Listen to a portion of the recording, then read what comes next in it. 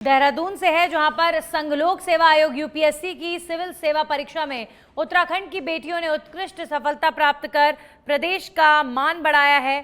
किच्छा की शांभवी तिवारी ने 46वीं रैंक हासिल कर बड़ी उपलब्धि प्राप्त की है, जबकि मीनल नेगी ने 66वीं रैंक प्राप्त कर प्रदेश को गौरवान्वित महसूस करवाया है। किच्छा और टिहरी की इन प्रतिभाशाली बेटियों की सफलता से पूरे प्रदेश में खुशी का माहौल है। दोनों सफल अभ्यर्थियों से बातचीत कर उन्हें उज्जवल भविष्य के लिए हार्दिक बधाई और शुभकामनाएं दी गई हैं और सीएम पुष्कर धामी द्वारा भी इस उपलब्धि के लिए इन बेटियों को शुभकामनाएं दी गई हैं। तो यूपीएससी की परीक्षा में उत्तराखंड की बेटियों ने लहराया परचम। शांभवी तिवारी ने 40वीं रैंक हासिल कर प्रदेश को गौरवान्वित फील कराया। वहीं मीनल नेगी ने 66वीं रैंक लाकर प्रदेश का मान ऊंचा किया है और उत्तराखंड के मुख्यमंत्री ने इस पर अपनी एक तरफ खुशी व्यक्त की है, वहीं दूसरी तरफ इन बेटियों से फोन पर बातचीत कर उन्हें उज्जवल भविष्य के लिए शुभकामनाएं भी दी गई हैं। हाँ मीनल, नमस्ते। नमस्ते सर, कैसे हैं आप? मैं अच्छा हूँ। आपको बहुत बहुत बधाई, शुभकामनाएं। बहुत आपको बड़ा अच्छा आपकी अचीवमेंट रही है। भगवान की कृपा, आपके माता पिता को, सबको मेरी तरफ से बहुत शुभकामनाएं, है ना। बहुत अच्छा। और आगे भी इसी तरह से करते रहिए, है ना। ये आपकी एक शुरुआत है अभी, और क्या है, अभी आगे बहुत लंबा रास्ता तय करना है। जी सर। खूब नाम रोशन करना है। और अभी हम लोगों को, मुझे भी व्यक्तिगत रूप से बहुत अच्छा लगा आपकी सफलता पर, है ना। Thank you sir. टाइम निकालने के लिए बहुत बहुत धन्यवाद। चलिए, मेरी शुभकामनाएं आपको फिर से। Thank you sir. हाँ शांभवी, आपको बहुत बहुत मेरी तरफ से बहुत शुभकामनाएं, बहुत बधाई। आपने बहुत अच्छी सफलता हासिल की है और हम सब लोगों को बहुत अच्छा लग रहा है ना। बहुत बढ़िया, हम लोग सब लोगों को अच्छा लगा। आगे बढ़िए, खूब भगवान की कृपा आप पर बनी रहे। आपके माता पिताजी का, सबका जो है बड़ा योगदान इसमें है और उनको भी मेरी तरफ से बहुत बधाइयाँ, शुभकामनाएं। तो जरूर कभी मैं उधर आऊँगा तो कभी। चलिए अब खबरों में आगे बढ़ेंगे। उत्तराखंड के साल्ट से खबर है, जहां पर विकास खंड साल्ट के छिमार में अंतर्राष्ट्रीय महिला दिवस के अवसर पर गायत्री महिला फाउंडेशन की ओर से रंगारंग सांस्कृतिक कार्यक्रम का आयोजन किया गया। कार्यक्रम का शुभारंभ गायत्री नारियल और जिला पंचायत सदस्य पुष्पा मोहारी ने संयुक्त रूप से रिबन काट के किया है। इस मौके पर मुख्य अतिथि मालती शर्मा और विशिष्ट अतिथि अनीता भट्ट भी उपस्थित रहीं। आयोजकों ने सभी अतिथियों का गुलदस्ता भेंट कर स्वागत किया। कार्यक्रम के दौरान क्षेत्र की महिलाओं ने विभिन्न सांस्कृतिक प्रस्तुतियां देकर दर्शकों का मन मोह लिया। वक्ताओं ने महिला दिवस के महत्व पर प्रकाश डालते हुए महिलाओं के सशक्तिकरण, शिक्षा और समाज में उनकी भागीदारी को मजबूत बनाने पर जोर दिया है। कार्यक्रम में क्षेत्र की बड़ी संख्या में महिलाएं मौजूद रहीं और उन्होंने अपने विचार भी साझा किए। आयोजकों ने बताया कि ऐसे कार्यक्रमों का उद्देश्य महिलाओं को समाज में आगे बढ़ने और आत्मनिर्भर बनने के लिए प्रेरित करता है। तो अंतर्राष्ट्रीय महिला दिवस के उपलक्ष्य में छिमार में रंगारंग कार्यक्रम का आयोजन किया गया। गायत्री महिला फाउंडेशन ने कार्यक्रम आयोजित किया, जिसमें महिलाओं ने बढ़ चढ़कर हिस्सा लिया। अतिथियों ने रिबन काटकर कार्यक्रम का शुभारंभ किया और विमेंस डे के अवसर पर कई महिलाओं को सम्मानित भी किया गया। तो इस तरह के कार्यक्रमों का उद्देश्य महिलाओं को समाज में आगे बढ़ने और आत्मनिर्भर बनने के लिए प्रेरित करना है। आयोजकों ने अपने विचार भी इस दौरान साझा किए हैं। कार्यक्रम में क्षेत्र की बड़ी संख्या में महिलाएं मौजूद रहीं और उन्होंने अपने विचार भी साझा किए। आयोजकों ने बताया कि ऐसे कार्यक्रमों का उद्देश्य महिलाओं को समाज में आगे बढ़ाने और आत्मनिर्भर बनाने के लिए आयोजित किए जाते हैं। तो महिला सशक्तिकरण गांव में जो है पिछड़ा होने की वजह से कई लोगों को तो ये भी पता नहीं था कि अंतर्राष्ट्रीय महिला दिवस होता है तो होता क्या है। तो इस प्रोग्राम के माध्यम से हमारी महिलाओं ने ये जाना कि अंतर्राष्ट्रीय महिला दिवस भी होता है और हम हर साल इसको मनाते हैं। इसका आयोजन मैं ही करती हूँ। तो इसमें हम इस प्रकार के कार्यक्रम रखते हैं कि कोई भी महिला, उसके लिए कोई भी प्रतिबंध नहीं है। कोई वृद्ध महिला हो, कोई भी महिला हो, अपने मंच पे अपनी बात को शेयर कर सकती है। सबसे बड़ी विशेषता इस मंच की ये है। और इसमें बच्चों के प्रोग्राम होते हैं, महिलाओं के भी प्रोग्राम होंगे, अभी जोड़े होंगे, चाँचरे होंगे। हम अपनी पुरानी संस्कृति को इस अंतर्राष्ट्रीय महिला दिवस के माध्यम से जीवित रखना चाहते हैं, आगे बढ़ाना चाहते हैं। तो हमारा जो भी प्रोग्राम होता है ये अपनी संस्कृति पे लोग, हमारे गांव में जो है पिछड़ा होने की वजह से कई लोगों को तो ये भी पता नहीं था कि अंतर्राष्ट्रीय महिला दिवस होता है तो होता क्या है। तो इस प्रोग्राम के माध्यम से हमारी महिला। वहीं उधम सिंह नगर के दिनेशपुर से खबर है, जहां पर T20 विश्व कप में भारत की जीत के लिए पूरे देश में क्रिकेट प्रेमी अपने अपने तरीके से दुआएं कर रहे हैं और कहीं पर हवन हो रहे हैं, पूजा हो रही है, तो वहीं कहीं पर मंदिरों में विशेष पूजा अर्चना की जा रही है। इसी कड़ी में दिनेशपुर स्थित शिव मंदिर वार्ड नंबर 1 में भी स्थानीय क्रिकेट प्रेमियों ने एकत्रित होकर भगवान शिव की विधि विधान से पूजा अर्चना की और टीम इंडिया की जीत के लिए प्रार्थना की है। इस दौरान मंदिर परिसर भारत माता की जयकारों से गूंज उठा।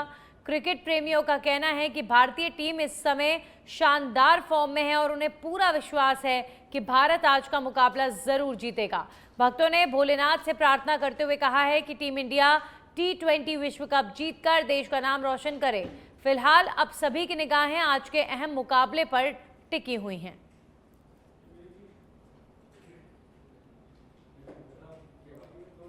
तो शिव मंदिर में क्रिकेट प्रेमियों ने प्रार्थना की। आज T20 विश्व कप 2026 का फाइनल मैच अहमदाबाद के नरेंद्र मोदी स्टेडियम में खेला जाएगा, लेकिन उससे पहले पूरे देश में पूजा पाठ का जो दौर है वो जारी है।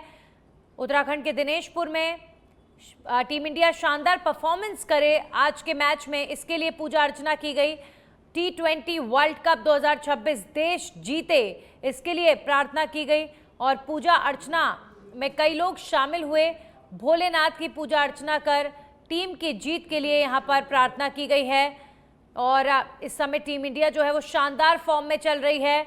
टीम इंडिया ने तमाम टीम्स को हराकर फाइनल का जो ये रास्ता है इस तक ये टीम पहुंची है और अब आज फाइनल का मैच अहमदाबाद के नरेंद्र मोदी स्टेडियम में शाम 7 बजे खेला जाएगा। पूरे देश की निगाहें टिकी हुई हैं और उससे पहले प्रार्थनाओं का दौर लगातार जारी है। दिनेशपुर में भी भोलेनाथ के मंदिर में पूजा अर्चना की गई है। हमारे इंडिया का वर्ल्ड कप होने जा रहा है, जिसमें फाइनल में इंडिया पहुंचे हैं और हम लोग सब साथ ही मिलकर भोलेनाथ जी से प्रार्थना कर रहे हैं कि भारी से भारी जीत से हमारे इंडिया वर्ल्ड कप को जीते और जीत के साथ सबको खुशी का इजहार करने का मौका भी दे। हम चाहते हैं कि सब जितने भी हमारे टीम इंडिया के सदस्य हैं वो अपने तन से, पूरा तन से जो है मैच को खेले और मैच को भारी रनों से विजय करें। भारत माता की जय। आज भारतीय क्रिकेट टीम फाइनल में पहुंची है और भोलेनाथ से हम प्रार्थना कर रहे हैं कि हमारा जो वर्ल्ड कप है वो हमें प्राप्त हो। भारतीय टीम बड़े जोरों शोरों से खेले जिससे हमें वर्ल्ड कप मिले और पुनः हम लोग भारतीय टीम को बहुत बहुत शुभकामनाएं देते हैं कि वो बहुत बड़ी जीत के साथ कप को इंडिया में ही रखे। इसीलिए हम सब यहाँ इकट्ठा हुए हैं और इस मंदिर में पूजा अर्चना कर रहे हैं, इष्ट देव से प्रार्थना कर रहे हैं कि हम भगवान हमारे ऊपर कृपा करे, पूरे भारतवर्ष पर कृपा करे और हम बहुत बड़े जीत के साथ टीम इंडिया आगे बढ़े। यही शुभकामनाएं के साथ हम पुनः भारतीय टीम। अंतर्राष्ट्रीय महिला दिवस के अवसर पर देहरादून में महिला सशक्तिकरण और वरिष्ठ मातृशक्ति को सम्मानित करने के कार्यक्रम का आयोजन हुआ है। मुख्यमंत्री पुष्कर सिंह धामी ने महिलाओं को शुभकामनाएं दी और सरकार की योजनाओं और प्रतिबद्धताओं का उल्लेख किया, जबकि समाज में उत्कृष्ट कार्य कर रही महिलाओं को उमा शक्ति सम्मान से सम्मानित किया गया। वरिष्ठ माताओं को यहाँ सम्मानित कर रहे हैं तो ये केवल उनका सम्मान नहीं है, ये केवल औपचारिक कार्यक्रम नहीं है, मैंने पहले ही कहा, बल्कि हमारे उन संस्कारों, मूल्यों और जीवन संघर्षों का सम्मान है जो हमारे समाज और राष्ट्र की मजबूत नींव है, मजबूत फाउंडेशन है। माताओं बहनों, आज बदलते समय के साथ जीवन शैली और परिवारों के स्वरूप में भी परिवर्तन आया है। कई बार हमारे वरिष्ठ नागरिकों, विशेषकर हमारी वृद्ध माताओं को अनेक प्रकार की चुनौतियों का सामना करना पड़ता है, जिसका उल्लेख अभी रेखा जी ने यहाँ पर बहुत अच्छे तरीके से किया। मैं सुन रहा था, एक एक बात उनकी सच में बहुत ही व्यवहारिक रूप से जो सामने आती है। जीवन में कठिनाइयां आती हैं, उन्होंने बोला यहाँ पर। कभी उनको स्वास्थ्य संबंधी परेशानियां आ जाती हैं, कोई बीमारी लग जाती है, कभी आर्थिक कठिनाइयां आ जाती हैं, जीवन यापन के लिए दिक्कत हो जाती है, कभी सब कुछ होते हुए भी सब कुछ होता है, लेकिन अकेलेपन की जो पीड़ा होती है और ये परिस्थितियां जीवन को और भी कठिन बना देती हैं। ऐसे समय में हम सबकी सामूहिक जिम्मेदारी बन जाती है कि हम अपनी माताओं के सम्मान, सुरक्षा और गरिमामय जीवन उनका कैसे हो, ये हम सबकी जिम्मेदारी बनती है। वहीं अल्मोड़ा से खबर है, जहां पर अल्मोड़ा में जिला पंचायत सभागार में आयोजित जिला पंचायत की बैठक में जनपद के विकास कार्यों, विभिन्न योजनाओं की प्रगति और आगामी वित्त वर्ष के बजट को लेकर विस्तृत चर्चा की गई है। बैठक की अध्यक्षता जिला पंचायत अध्यक्ष हेमा गौड़ा ने की है। इस दौरान सदस्यों ने अपने अपने क्षेत्रों से जुड़ी समस्याएं और विकास कार्यों के प्रस्ताव रखे, जिन्हें लेकर चर्चा हुई और चर्चा करते हुए संबंधित विभागों के अधिकारियों को आवश्यक दिशा निर्देश दिए गए और योजनाओं को समयबद्ध तरीके से पूरा करने को लेकर जोर दिया गया। बैठक में वित्त वर्ष 2026-27 के लिए लगभग 74 करोड़ रुपए का बजट पारित किया गया। साथ ही जिला पंचायत की आय बढ़ाने के लिए परिसंपत्तियों को सुदृढ़ करने का भी जो प्रस्ताव है वो पारित किया गया, जिसके तहत जिला पंचायत की संपत्तियों की सुरक्षा के लिए उनकी तारबाड़ कराने और आय बढ़ाने के उद्देश्य से कुछ परिसंपत्तियों को लीज पर देने पर सहमति बनी है। तो जिला पंचायत की बैठक में विकास को लेकर 74 करोड़ का बजट पारित हुआ है। आगामी वित्त वर्ष के बजट को लेकर विस्तृत चर्चा की गई है और परिसंपत्तियों को लीज पर देने पर भी सहमति बनी है। और अब खबर देहरादून से है। उत्तराखंड प्रदेश में वनाग्नि सीजन की शुरुआत हुए लगभग 2 सप्ताह हो चुके हैं और इस दौरान वन विभाग की सक्रियता लगातार बनी हुई है। मुख्य वन संरक्षक सुशांत कुमार पटनायक ने बताया कि अब तक आग की छिटपुट घटनाएं ही देखने को मिल रही हैं, जिन पर तुरंत काबू पा लिया गया। उन्होंने बताया कि जंगलों में आग फैलाने वाली चीड़ की पत्तियों को इकट्ठा करवाकर अब उन पत्तियों का उपयोग किया जा रहा है। इससे न सिर्फ स्थानीय लोगों की आर्थिकी सुदृढ़ हो रही है, बल्कि जंगलों को भी आग से बचाने में मदद मिल रही है। पटनायक ने बताया कि वनाग्नि को लेकर पिछले माह एक मॉक ड्रिल भी की गई थी और लोगों को लगातार जागरूक किया जा रहा है। वन विभाग की प्राथमिकता यही है कि जंगलों को हर संभव वनाग्नि से बचाया जा सके और इसके लिए समाज का सहयोग भी अहम भूमिका निभाता है। हमारी वनाग्नि काल है 15 फरवरी से भले ही शुरू हो रहा हो, परंतु स्थिति वर्तमान में नियंत्रण में है और किसी प्रकार की भयावह स्थिति नहीं है वर्तमान। जैसा कि मैं पूर्व से भी कह रहा हूं कि वन विभाग स्तर पर, फील्ड स्तर पर, वन प्रभाग स्तर पर और प्रत्येक जिले में पूर्ण तैयारी है।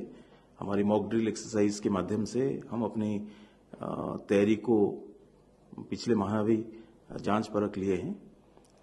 हमारी crew stations, master control room और integrated control and command centre forest headquarters पूर्ण रूप से एक्टिव है। हम मॉनिटरिंग कर रहे हैं। एफएसआई के फायर अलर्ट के बेसिस पे जहां जहां वनाग्नि की छुटपुट घटनाएं हो रही है उसको अटेंड करने के लिए हमारे फायर वॉचर्स और फॉरेस्ट फायर क्रू सक्षम है, वो फील्ड में पहुंच रहे हैं और वनाग्नि दहन के संबंध में कार्रवाई कर रहे हैं। उसके अलावा जन सहभागिता के माध्यम से, स्थानीय संस्थाओं के माध्यम से चीड़ पिरूल एकत्रीकरण का कार्य भी प्रारंभ किया जा रहा है, ताकि चीड़ वनों में जो अत्यंत संवेदनशील होते हैं वहां पर वनाग्नि की घटनाएं कम से कम घटित हो। वहीं चंपावत के लोहा घाट से खबर है, जहां पर जनपद चंपावत के विकास खंड बाराकोट की ग्राम पंचायत छुलापे से जुड़े होनहार युवक अनुज पंत ने संघ लोक सेवा आयोग यूपीएससी की प्रतिष्ठित सिविल सेवा परीक्षा में ऑल इंडिया 69वीं रैंक हासिल कर इतिहास रच दिया है। अनुज की इस उपलब्धि से पूरे चंपावत जनपद समेत प्रदेश भर में खुशी और गर्व का माहौल है। मूल रूप से छुलापे गांव के निवासी अनुज पंत का परिवार वर्तमान में गाजियाबाद में निवास करता है। उनकी प्रारंभिक शिक्षा गाजियाबाद में हुई है। अनुज ने दिल्ली विश्वविद्यालय से बीएससी की पढ़ाई पूरी करने के बाद सिविल सेवा परीक्षा की तैयारी शुरू की और अपने दृढ़ संकल्प और मेहनत के बल पर यह बड़ी उपलब्धि हासिल की है। गौरतलब है कि इससे पहले भी अनुज पंत ने यूपीएससी परीक्षा में ऑल इंडिया 345वीं रैंक प्राप्त की थी और उनका चयन भारतीय पुलिस सेवा के लिए हुआ था और अब दूसरी बार परीक्षा में शानदार प्रदर्शन करते हुए उन्होंने 69वीं रैंक हासिल कर नई मिसाल कायम की है। अनुज के पिता दिनेश चंद्र पंत गाजियाबाद की एक निजी कंपनी में कार्यरत हैं, जबकि माता नीमा पंत गृहिणी हैं। बेटे की उस उपलब्धि से परिवार में हर्ष का माहौल है और क्षेत्र के लोग भी गर्व महसूस कर रहे हैं। अनुज पंत की सफलता पर प्रदेश के मुख्यमंत्री पुष्कर सिंह धामी ने उन्हें फोन पर बधाई दी है और उज्जवल भविष्य की शुभकामनाएं देते हुए आगे और बड़े मुकाम हासिल करने के लिए प्रेरित किया है। नमस्ते। हाँ सर प्रणाम सर। हाँ प्रणाम प्रणाम। बहुत बहुत मेरी तरफ से आपको बहुत शुभकामनाएं। बहुत अच्छा आपने जो है धन्यवाद सर। बहुत अच्छा आपने मेहनत करी और आपको भी बहुत बधाई। परिवार में माता पिता जी को सबको मेरी तरफ से बहुत बधाई सबको, है ना। और बहुत अच्छा लगा मुझे और मेरी बहुत शुभकामनाएं हैं और इसी तरह आगे बढ़ते रहिए। अनुज। चंपावत जिले में किसानों की आय बढ़ाने और बागवानी में नई संभावनाएं तलाशने के उद्देश्य से एक विशेष पहल की गई है। जिलाधिकारी मनीष कुमार ने कलेक्ट्रेट परिसर से कीवी खेती के 3 दिवसीय प्रशिक्षण कार्यक्रम के लिए किसानों को बागेश्वर जिले के शामा क्षेत्र के लिए रवाना किया। इस प्रशिक्षण में कुल 20 प्रगतिशील किसान शामिल हैं, जो 7 से 9 मार्च 2026 तक वैज्ञानिक और उन्नत कीवी खेती की तकनीकों से अवगत होंगे। जिला उद्यान अधिकारी मोहित मल्ली ने बताया कि प्रशिक्षण के दौरान किसानों को पौधों के रोपण, कटाई छटाई, पोषण प्रबंधन और रोग नियंत्रण की व्यवहारिक जानकारी दी जाएगी। प्रशिक्षण प्राप्त कर लौटने के बाद ये किसान अपने अपने क्षेत्रों में अन्य किसानों के लिए मार्गदर्शक की भूमिका निभाएंगे, जिससे जिले में कीवी उत्पादन को बढ़ावा मिलेगा और भविष्य में एक मजबूत कीवी क्लस्टर विकसित हो सकेगा। किसान खुद जाएं, खुद भी जाके सीखें, थोड़ा फील्ड में देखें कि क्योंकि किसान हम लोग तो जब हमारा जैसे विभाग है, जैसे विभाग अपना का दायित्व पूरा कर देता है, वो इनको पेड़ दे देता है, जो अच्छी क्वालिटी का उन्नत किस्म का बीज चाहिए वो दे देता है, बाकी और जो चीज़ें होती हैं वो सब उनको समय पे प्रोवाइड करा देता है। लेकिन हम ये चाहते हैं कि किसान तो पूरी साल भर उस खेतों में ही रहेगा, तो किसान भी थोड़ा जाए उन खेतों में देखे या उन नर्सरियों में देखे या जो अच्छा कर रहे हैं हमारे अपने ही उत्तराखंड में, उनके पास जाए, उनसे देखे कि और हम बेहतर कैसे कर सकते हैं। वहीं देहरादून में नगर निगम का पहला फूड कोर्ट डेस्टिनेशन अंतिम चरण में है और जल्द ही आम जनता के लिए खोला जाएगा। ये फूड कोर्ट रायपुर थाना रोड पर स्थित है और इसमें 31 संगठित दुकानें होंगी। यहाँ पर विभिन्न राज्यों और देशों के व्यंजनों का स्वाद लिया जाएगा। फूड कोर्ट में स्वच्छता, शौचालय, ओपन डाइनिंग और लाइट शो समेत बैठने की व्यवस्था और वॉकिंग गैलरी जैसी सुविधाएं उपलब्ध होंगी। नगर आयुक्त नमामि बंसल ने बताया कि यह फूड कोर्ट शहरवासियों और पर्यटकों के लिए एक आकर्षक स्थल होगा और स्थानीय युवाओं के लिए रोजगार के अवसर प्रदान करेगा। मुख्यमंत्री पुष्कर सिंह धामी की दूरदर्शी सोच के परिणाम स्वरूप देहरादून जल्द ही एक नए फूड डेस्टिनेशन का लाभ उठाएगा। देहरादून में को चिन्हित किया गया था 100 ऐसे शहरों में जहाँ पर कि इंदौर के ही तर्ज पर फूड पार्क बनाया जाना था। उसी को साकार करते हुए थानों में रायपुर रोड पर ये स्थान चिन्हित किया गया और बोर्ड में सर्वसम्मति से निर्णय लिया गया कि इस स्थान पर इस पार्क का निर्माण किया जाए। वर्तमान में ये पार्क लगभग बनकर तैयार हो गया है और इसमें कुछ सौंदर्यीकरण और ब्यूटिफिकेशन और साइट डेवलपमेंट का काम अभी जो शेष है वो चल रहा है। उसकी भी 1 माह के अंदर पूर्ण होने की संभावना है। निश्चित रूप से ये अपने आप में जो सड़क पर वेंडिंग को लेकर के समस्या उत्पन्न होती है, ट्रैफिक मूवमेंट की, और एक आदर्श फूड जो स्ट्रीट फूड के कई सारे प्रशंसक हैं उन सभी के लिए एक अच्छी स्पेस क्रिएट होगी, जिससे कि ट्रैफिक और सब में सुगमता के साथ साथ एक अच्छा एसेट डेवलप हो जाएगा सिटी के लिए। और इस साइट में पर्याप्त पार्किंग स्पेस रहे, सिटिंग एरिया अच्छा रहे और सारी पब्लिक यूटिलिटीज़ हों, इसका भी विशेष। उत्तराखंड के सितारगंज कोतवाली में अंतर्राष्ट्रीय महिला दिवस के अवसर पर विशेष कार्यक्रम आयोजित किया गया। कार्यक्रम का नेतृत्व कोतवाल सुंदरम शर्मा ने किया, जिसमें क्षेत्र की महिला जनप्रतिनिधियों और सम्मानित वरिष्ठ महिलाओं ने भाग लिया। इस दौरान कोतवाल सुंदरम शर्मा ने महिलाओं की समस्याएं सुनी और 4 मामलों का मौके पर ही समाधान किया। एक प्रार्थना पत्र पर मुकदमा दर्ज किया गया, जबकि 2 प्रार्थना पत्रों को महिला हेल्पलाइन को भेजा गया। कार्यक्रम के दौरान महिलाओं को उनकी सुरक्षा, घरेलू उत्पीड़न, महिला अपराधों और साइबर अपराधों के प्रति भी जागरूक किया गया। इसके साथ ही कोतवाल सुंदरम शर्मा ने अंतर्राष्ट्रीय महिला दिवस के अवसर पर उपस्थित महिलाओं को शॉल उड़ाकर सम्मानित किया। उन्होंने कहा कि हर वर्ष 8 मार्च को महिलाओं की उपलब्धियों और समाज में उनके योगदान के सम्मान में अंतर्राष्ट्रीय महिला दिवस मनाया जाता है। महिलाओं की सामाजिक, आर्थिक और राजनीतिक भागीदारी को बढ़ावा देना समाज के विकास के लिए बेहद आवश्यक है। संपत्ति का निर्माण होता है वो आप सभी माताओं बहनों के उससे सहयोग से ही होता है। और इस प्रकार से हमने जो एक लास्ट एक लड़ाई झगड़े वाला हमारा कर्तव्य बनता है कि हम उसमें जांच करें। पहले पुलिस को जांच की पावर नहीं थी। जो नया कानून बना है, नया बीएनएस अभी लागू हुई है, तो उसमें ये कानून आ गया है कि आप उसमें 14 ही होगा उसमें कार्रवाई की जाएगी। तो आज महिला दिवस के अवसर पर जो ये 4 हमें लिखित शिकायतें मिली है, इसका हम बहुत अच्छे से वो करेंगे। बाकी सभी लोगों ने यहाँ पर अपने व्याख्यान रखे। मैम जिसे कहते कि डिग्री कॉलेज की मैम यहाँ पर उपस्थित है। में हर समय मीटिंग करते रहते हैं। इस बार भी हम लोग महीने के लास्ट दिवस में यहाँ पर मीटिंग। सर्वप्रथम तो सभी को महिला दिवस की हार्दिक शुभकामनाएं। और जैसा कि महिला दिवस पे हमेशा चर्चा रहती है कि कुछ ना कुछ परिवर्तन जो है महिलाओं की स्थिति, जो सामाजिक स्थिति है, आर्थिक स्थिति है, या फिर उनकी जो क्या कहते हैं कि घरेलू स्थिति है, उसको लेकर बहुत सारे परिवर्तन समय के साथ हुए हैं। और महिला दिवस जो है, सितारगंज में बंगाली कल्याण समिति के क्षेत्रीय अध्यक्ष और कथावाचक रामचंद्र राय पर हुए जानलेवा हमले के 2 महीने बाद भी हमलावरों की गिरफ्तारी न होने से बंगाली समाज में आक्रोश फैल गया।